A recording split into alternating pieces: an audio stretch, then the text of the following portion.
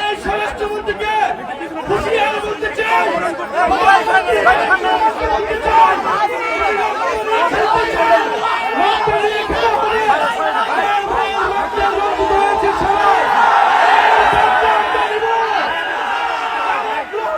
জবাব দিতে হবে।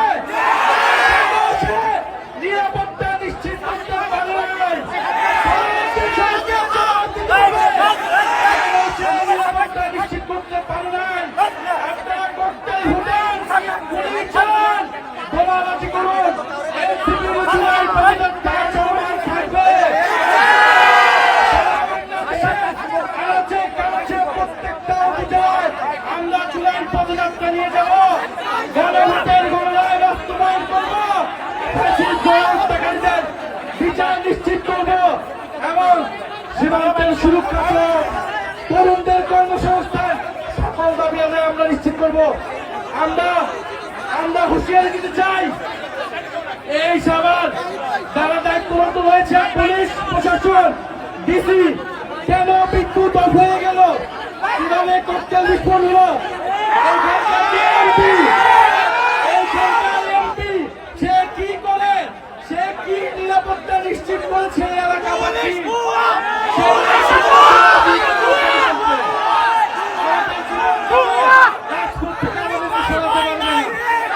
আজকে আমাদের এখান থেকে আমাদের কয়েকজন ভাই গুরুতর আহত হয়েছে।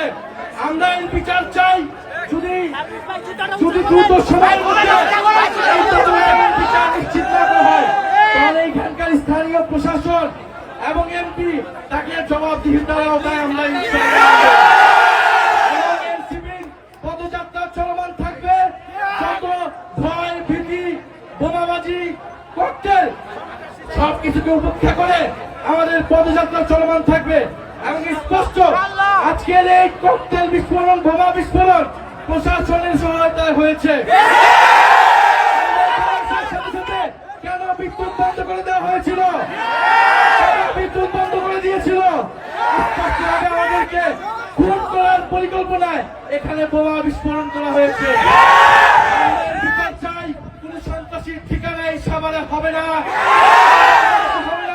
যারা গণহত্যাকারীদেরকে প্রশ্রয় দিবে, যারা সন্ত্রাস চাঁদাবাজি খুনিদেরকে প্রশ্রয় দিবে, যারা দুর্নীতিবাজকে প্রশ্রয় দিবে, তাদের পরিণতি ফ্যাসিস্ট আওয়ামী লীগের মতো হবে।